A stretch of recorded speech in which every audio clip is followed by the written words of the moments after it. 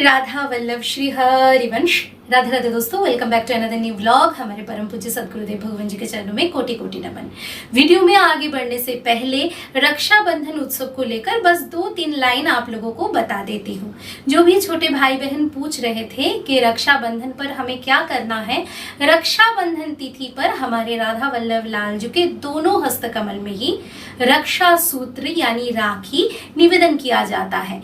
सखियां ऐसे भाव से रक्षा सूत्र निवेदन करती हैं कि हम तो श्री जी की सखियां हैं, सदा सर्वदा उनके सेवा में ही हम नियोजित रहना चाहते हैं। तो श्यामा शाम युगल सरकार कृपा करके हमारे इस प्रेम को, इस रक्षा सूत्र को स्वीकार करते हुए अपने महल टहलने पर ही हमें सदा सर्वदा आपके सेवा का अवसर देते रहिए और हमें अपने महल टहलने पर प्रेम बंधन में आबद्ध रखकर जगह प्रदान करिए। तो भाव ये रहता है रक्षाबंधन का, भाई बहन का रिश्ता नहीं, प्रेम का रिश्ता। श्यामा शाम के प्रति और स्पेशली श्री जी के प्रति जैसे सखियां श्री जी के हित के लिए सर्वदा तत्सुख भाव में निमग्न रहते हैं, सदा तत्पर रहते हैं, वैसे ही श्री जी के प्रति प्रेम निवेदन करने के लिए ये रक्षा सूत्र उनके चरण में निवेदन किया जाता है और उनके प्रति हित का एक बंधन जताया जाता है। और बदले में हमारे श्यामा शाम भी हमको प्रेम बंधन में आबद्ध रखने के लिए और रक्षा करने के लिए हमारे माथे पर अपना आशीष बनाकर रखते हैं। रक्षाबंधन तिथि पर और क्या खास होता है?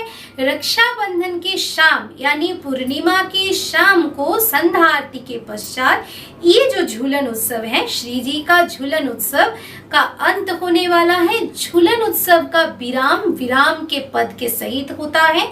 वो आप लोगों को कम्युनिटी पोस्ट में मिल जाएगा। झूलन विराम का पद पोस्ट कर दूंगी, आप लोग वहां से कलेक्ट कर लीजिएगा।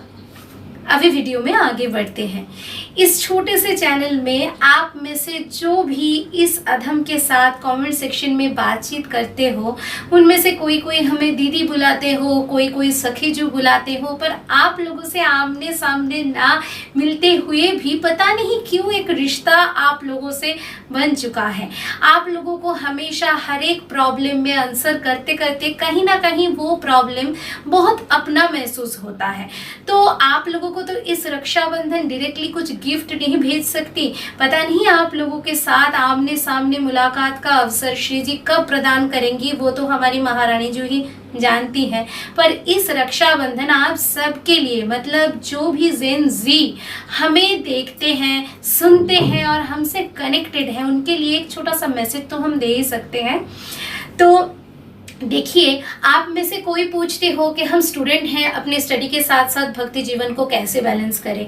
कोई पूछते हो हम जॉब करते हैं, जॉब ढूंढ रहे हैं और बहुत ही खराब एक टाइट शेड्यूल में हम चल रहे हैं और अपने आप में ही हम व्यस्त रहते हैं, दिन भर अष्टयाम सेवा करने का अवसर हमें नहीं मिलता है, तो क्या कभी हम भक्त बन पाएंगे?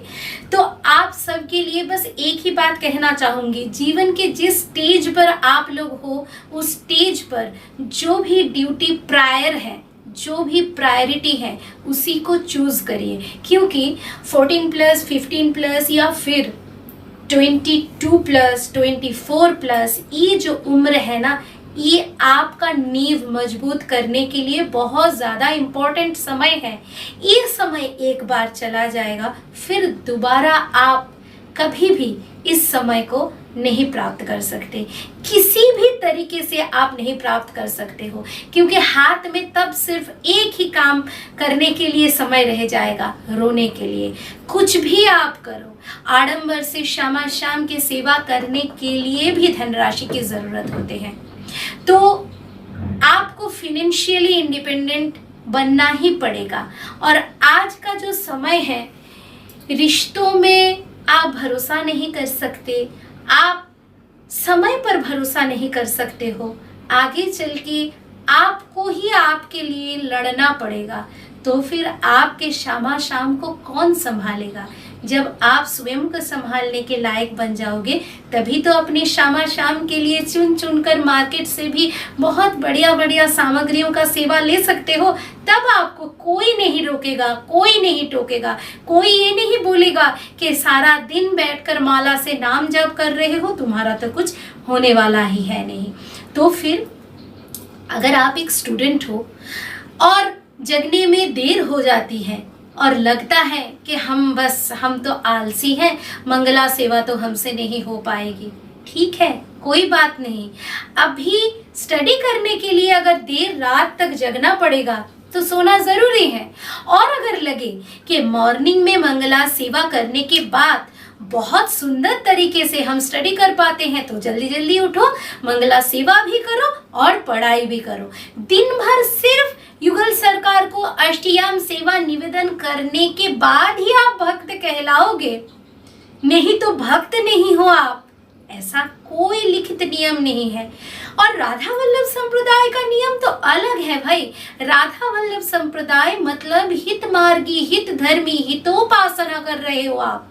आपको समाज का भी हित करना है, आपको दूसरों का हित भी सोचना है, आपको जो मजबूर है, जो गरीब है, लाचार है, जो दुखी है, उनके लिए भी तो कुछ करना है।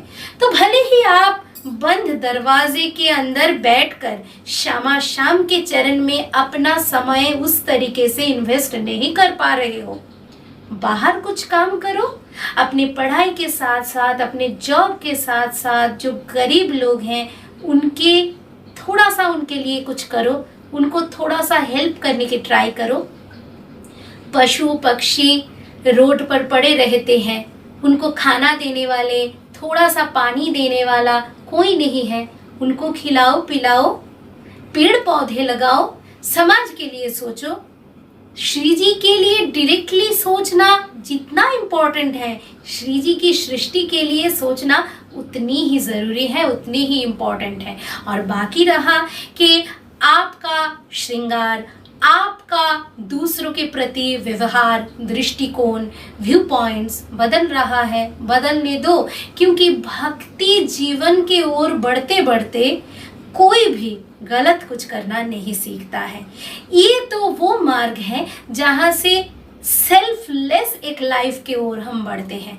यहाँ पर कोई सेल्फिश बनने के लिए नहीं आता है, सेल्फलेस एक जीवन जीने के लिए। उल्टा हम दूसरों के लिए जिएंगे, दूसरों के लिए हम सोचेंगे। इसीलिए तो हमारे श्री हित राधा वल्लभ लाल जी ने हमें कृपा करके, हमारी श्री जी ने हमें कृपा करके हितजू का सानिध्य प्रदान किया। और हितजू का सानिध्य अर्थात वाणी और नाम का आश्रय। तो डायरेक्टली सेवा करने पर असमर्थ हो, इसके लिए रोना धोना बिल्कुल बंद कर दो। दिन में अगर आप दीक्षा के लिए प्रत्याशी हो, दीक्षा लेना चाहते हो, तो भी दिन में 2 समय की प्रगट सेवा और आरती का विधान दिया जाता है। बाकी जब इतना अभ्यस्त हो जाओगे, कहीं से भी किसी भी प्रक्रिया से आप मानस में, आप उस समय की प्रहर की पदावली गायन करके मानस में श्री जी को सेवा दे सकते हो, तब वो कर लेना। जब तक वो नहीं हो पा रहा है, जब तक अभ्यस्त नहीं हो रहे हो, तब तक सब में श्री जी का दर्शन करो। पर हाँ, सब में श्री जी का दर्शन करो इसका मतलब ये नहीं है कि गलत काम देखकर भी बिल्कुल मुख बंद करके चुप रहो। कुछ समय ऐसा आता है जब ना बोलना भी बहुत ज़रूरी होता है। तो पर्सनली मैं चाहती हूँ जो भी छोटे भाई बहन मेरे साथ कनेक्टेड हैं, एक ऐसा इंसान बनो, अपना इमेज इस तरीके से बनाओ कि आपके सामने किसी भी मजबूर इंसान के साथ कोई कुछ गलत ना कर पाए। आपके सामने कोई मजबूर इंसान या कोई मजबूर जीव आ जाए तो उनको हताश होकर लौटना ना पड़े। तभी आप एक श्री जी का दास, श्री जी की दासी कहलाओगे। विश्वास मानिए, डायरेक्टली शामा शाम की सेवा ना कर पा रहे हो तो इनडायरेक्टली करिए, क्योंकि श्यामा शाम तो सब में विद्यमान है और श्री जी अपनी सृष्टि के कण कण में बसी हुई है। ऐसा भी नहीं है सिर्फ धाम में ही श्री जी का निवास है, श्री जी तो सर्वत्र है। जितने भी रसिक संत जन हैं, जो भी श्रीधाम वृंदावन यानी नित्य वृंदावन, ये जो भौतिक आंखों से देखने वाला ये जो प्लेस वृंदावन है, इनकी बात नहीं कर रही हूँ, बात कर रही हूँ उन वृंदावन की जिस वृंदावन को संतों ने आंख बंद करके अपने मन में खोजा और संधान मिला उनको। एक संत के आश्रय में एक मनुष्य भी जितनी शांति से निवास करता है, उतनी ही शांति से एक जीव भी लेटा रह सकता है।